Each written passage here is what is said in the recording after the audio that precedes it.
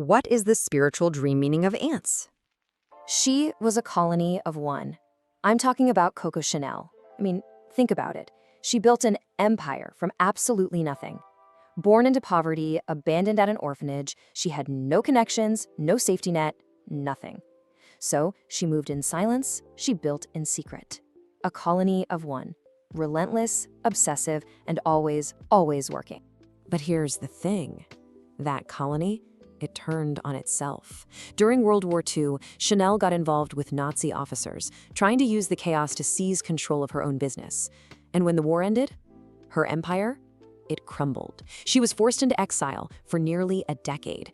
But, and this is the incredible part, at 70 years old, 70, when most people would have just stayed buried, she came back. She rebuilt, slowly, methodically, one stitch at a time, exactly like an ant. And that is what ants in your dreams are trying to tell you. Let me be clear, if you're not listening, you are losing ground you absolutely cannot afford to lose. Period. All right, let's get right into it. No beating around the bush. You dreamed about ants because something deep inside you, deep in your subconscious, is screaming about your life, about your work, your community, your very purpose. Look, dreams don't mess around. They don't waste your time. And the ant, well, the ant is one of the most powerful, spiritually loaded symbols your mind could possibly throw at you. So I want you to ask yourself and be honest right now. Are you carrying way more than your share? And are you just, letting that resentment build up inside in total silence? And what about community? Are you really a part of one? A real colony? Or are you just kind of orbiting it, always on the outside looking in? Think about what you do all day. Are you actually building something that matters? Something with real purpose? Or are you just staying busy, just filling the hours to avoid facing the truth? And here's the real kicker, the most important question of all. Is all that discipline you have, and I know you have it, is it serving your soul, or has it just become a prison you built for yourself? Yeah, I know. These aren't easy questions. They're not supposed to be. And why do these questions matter so much? Because this dream is bigger than you think. The ant isn't just some random bug that crawled into your head. No way. It is a universal symbol. It represents this secret marriage between what you do alone, your individual effort, and the bigger picture, the collective purpose. And what's so wild is how consistent this is. You look everywhere. Jungian psychology, indigenous dream work, African spiritual systems, Chinese philosophy. It doesn't matter. The message is always the same. Even modern psychology, CBT, relational therapy, they get it. They recognize the power of this archetype. It's about how these tiny, consistent actions can build up, can compound into something truly extraordinary. So if we put on our cognitive behavioral hat for a second, this dream is basically a diagnostic tool. It shows up when you're stuck in one of two patterns. Either you're over-functioning, doing absolutely everything for everyone else, or you're under-functioning, totally paralyzed, avoiding everything. Either way, your subconscious is waving a giant red flag, trying to get you to change course before the damage is done. And that's exactly why we have to talk about the cost here. What happens if you just ignore this? Because, let's be real, this isn't just some random dream, it's an intervention. Here is what is at stake for you. People who dismiss this dream, who brush off the message of the ant, they're the ones who wake up years down the road and have no idea why they feel so alone, so completely burned out, and just purposeless. So I'm gonna say this again so it's perfectly clear. The ant dream is an intervention. It's your own inner wisdom showing up in the most urgent, unmistakable way possible. So whatever you do, do not hit snooze on this one. Okay, so what now? What do you actually do? Well, this dream demands action. The ant is asking you, no, demanding you, to get brutally honest about three things. Let's call them the three survival questions. This is your path forward. And listen, this isn't some abstract, fluffy, spiritual stuff. This is practical. Number one, what are you building? Seriously, and does it actually line up with your deepest values? Number two, who are you building it with? And are those relationships actually reciprocal, or are you the only one pulling all the weight? And finally, number three, are you resting enough to keep going, or are you just burning yourself out, turning yourself to ash? Chanel had to learn all of this the hard way. You don't have to. So listen up. The work, the purpose, the community, Your colony, it's calling out to you. The only question left is, are you going to answer? Part 2. The messages are coming through loud and clear. The real question is, are you listening? We are decoding the instructions your subconscious is sending you through one of the most relentless creatures on Earth. So look, don't just zone out and listen. Lean in. One of these dream signals is yours. It's showing up for a reason, and your only job is to recognize it and then to act. This is not some abstract theory. This is a direct memo from your soul. So let's start with your personal alarm system. These are the dreams that are flagging threats to your boundaries, your energy, and your very sense of who you are. Okay, if you have ever had this dream, listen to me very carefully. This is not just a creepy nightmare. It is your subconscious screaming that something or someone has gotten way too close. A line has been crossed. Your energy, your personal space, maybe even your identity is being invaded. So what do? You act. You don't just think about it, you do it. Right now, name them. Get a piece of paper, write them down. And then you draw a line in the sand. You send the text, you make the phone call, you say no to the invitation. One concrete action. This week, that's your assignment. Now, shifting from a whole swarm of ants to just one, that is a big deal. A lone ant is a potent symbol of vulnerability. It's lost, it's a target. This dream is your inner world putting up a flare, asking you, are you trying to do it all by yourself? And that's the question you have to answer, honestly. Are you? Because let's be very clear about something. For women, community isn't some fluffy, nice-to-have luxury. No, it is essential infrastructure. Your power is magnified when you are connected. In the language of dreams, your house is you. It's your mind, your heart, your safest place. So when ants get inside, you have to understand the gravity of that. It's a sign that the very foundation of your inner world is being eaten away. Something is eroding your core relationships or your fundamental sense of security. All right, now let's shift gears. Let's look at how these dreams talk about your ambition, your discipline, and the very architecture of your life. These are the dreams that are checking the blueprints you're building from. If you have been grinding away, feeling like you're getting absolutely nowhere, this dream is for you. This is your validation. It is a direct signal that every single small, consistent thing you do is adding up. It's accumulating. Your work has weight and it has direction. Trust the process. This dream forces you to become your own engineer. I want you to take a hard look at the systems that you've built in your life. Are they functional?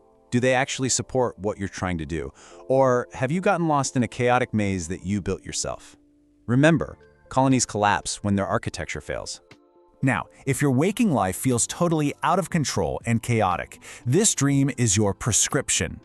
It is a direct command to bring in some structure. And here's the thing, order is not a cage.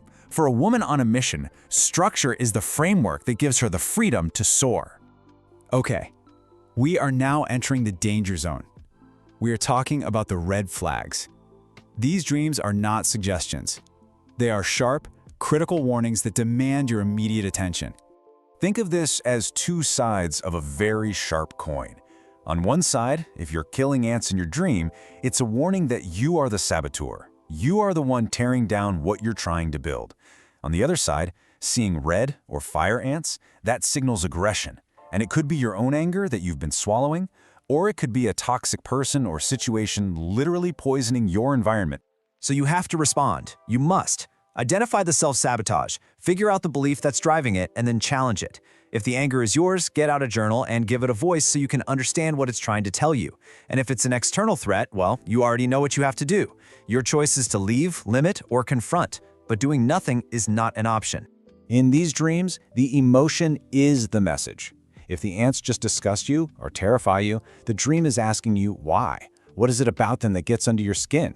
Is it their smallness, their sheer numbers, their tireless work? Your reaction is a direct clue to a fear you are refusing to look at when you're awake. Pay attention, because this is one of the most serious warnings a dream can give you. Water equals emotion. Ants equal your work, your structure, your community. When you see them together and the ants are drowning or being washed away, it means your unprocessed feelings are threatening to take down everything you've built. You are in an emotional flood. The antidote here is not to work harder. The antidote is to stop. You have to schedule time to simply feel. No agenda, no to-do list. This is not self-indulgence, it's critical emergency maintenance. Because the colony cannot function if the queen is underwater. We have covered a lot of ground here, from personal invasions to emotional floods. So what is the final instruction? What is the ultimate takeaway? And that's really the bottom line, isn't it? Whether it's a fear of being insignificant, a fear of your own rage, or a fear of completely falling apart, if you refuse to name it, it will steer your life for you. Your dreams are handing you the names. The only question is, will you be brave enough to look them in the face? Part 3. We decoded the dream. Now we act. So let's get one thing straight. This is not about just listening. This is a call to action. I'm going to lay out 6 different practices. You don't need all of them. You just need the one that hits you right where you live right now. The one that feels like it was written just for you. First up, I'm talking to you, the one who's been running so hard for so long that the idea of stopping is actually terrifying. You know that relentless motion you think is holding your entire world together? Well, it's not. It's working against you now. So here's your action. Open your calendar. I mean it right now. Block out one full morning every single week. And no, not for errands, not for work, not for anybody else. This is non-negotiable. This is not laziness, you hear me? This is survival. And the stakes, they couldn't be higher. If you are living in a state of exhaustion that you've just accepted as normal, this is your practice. This is the thing that could save your health, your sanity, and the woman you are trying so hard to become. Okay, next, the ant altar ritual. This is for the woman who's feeling spiritually disconnected, the one whose dreams talk in symbols, because you do too. It's time to take that dream and make it real. So here's your ritual. Find a little space, it can even be a windowsill. Put something there that represents your colony, your project, your family, your big dream. And every morning, you're gonna light a candle and ask yourself one question. What small action serves my purpose today? Write it down, and then go do it. You're literally training your subconscious to build meaning one tiny step at a time. And make no mistake, this isn't some woo-woo superstition. This is intentional psychology. If your life feels meaningless right now, you commit to this for 30 days, the shift isn't a possibility, it is a certainty. Now, what if your dream was just chaos? Ants scattered, the colony overwhelmed. Well, your subconscious is screaming at you that something is way out of balance. This is for the woman whose relational labor is completely unsustainable. Your job is to conduct a personal labor audit. Get a piece of paper and draw these 3 columns. Now, list every single role you play, at work, at home, everywhere. Next to it, write down who else contributes. And then you have to be brutally honest with yourself. Is this reciprocal, or are you an entire colony in one body? Once you see it on paper, you have to start one conversation to redistribute that load. Not out of anger, but for the survival of the whole. Let's be crystal clear about the cost if you do nothing. It goes way beyond resentment. It becomes illness, it becomes isolation. You become invisible in your own life. Do the audit. Do it now. Okay, this one's for the ambitious woman, the one with a mountain to move. Your dream of all those marching ants? That was a reminder. You don't move a mountain all at once. You move it one grain of sand at a time. So here's the plan. Pick that one massive goal. You know the one you keep putting off. Now break it down into the smallest possible action you can do every day, something that takes less than 20 minutes. Then you commit. Just one tiny action a day. For 90 days straight. Track it. Just a simple check mark on a calendar. I promise you, what you'll see after 90 days of that kind of micro-consistency, it will be absolutely astonishing. Look, the urgency here is simple. It's time. Every single day you wait is a day you will never get back. The mountain is waiting, so go pick up your single grain of sand. So what if your dream showed ants that were scattered, fleeing? That's a huge sign you're in a season of crisis or transition.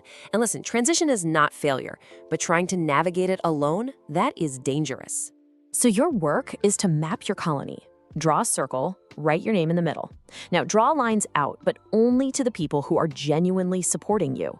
Not who should be, not who used to be. Who is showing up for you right now? Now look at that map. If it feels a little empty, do not panic. Your job now is to build. Reach out to one person on that map this week. Join one group. Ants do not rebuild alone, and neither should you. And finally, this is for the woman who thinks in systems.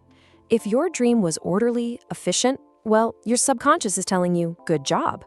But it's also challenging you to look closer and ask if those systems are actually serving you anymore. Your action has to be strategic.